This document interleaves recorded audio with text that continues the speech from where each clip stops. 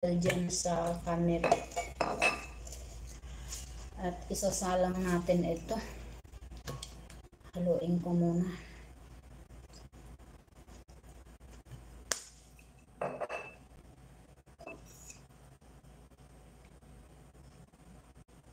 Sana araw-araw lang advance ako no? Kaso lang minsan talaga malubat ka man yung utak. Oo, hindi ano.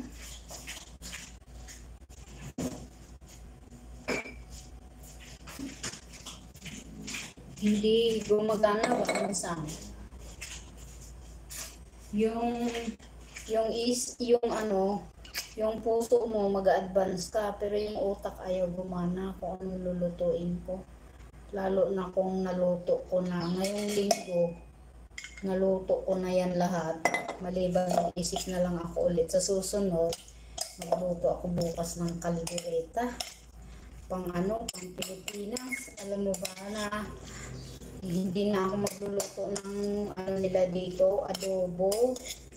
Kasi mas madaling lutuin yung natin, adobo. Oo. Mas madaling ihanda. Kaya yun, lalagyan natin ito ng mantika. Kasi para hindi siya manikit-nikit pagka niluto yung atong giniling. Lagyan natin ng timplang, ng asin.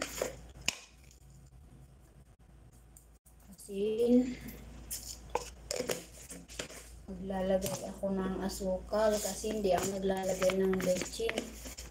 Asukal na lang. Diba? Kasi para malinamnan. Ano pa bang ilalagay ko? Bawang, syempre.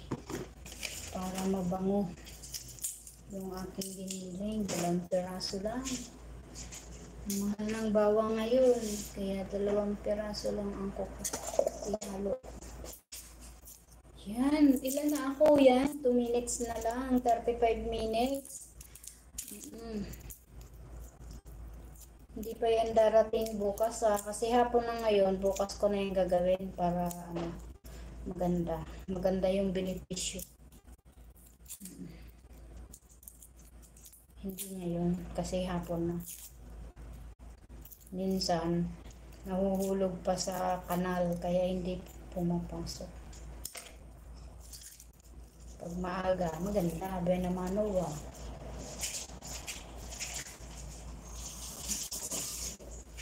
Yan, syempre, ano pa ba? Paminta, nakalagay na tayo ng asin. Paminta na durog na lang. Yan, isawag natin ito sa gulay-gulay. May nalasahan ako nito sa kinakainan ng restaurant. Oo, ganito pala. Sige. Yan, edi advance na pag nagluto, lalo na pagka naluto ay naghanap ko yung madaling lutuin na gulay. Ay, 1 minuto lang yung luto. Kasi naluto na yung sahog. Nalaga-laga ko na. Mamaya ko na i-adjust yung lasa nito. Tapos kabisaduhin ko na lang yung idadagdag ko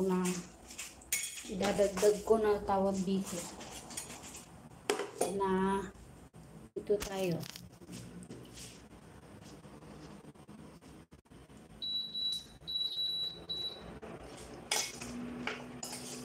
Kulang sa tubig.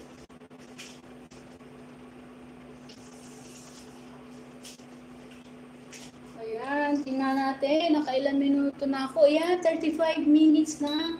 Okay, thank you. Mag-end na ako 35 minutes para naman yung mga Friendster natin mapuntahan ko. Okay, maraming salamat, Raquel and Sorsogon.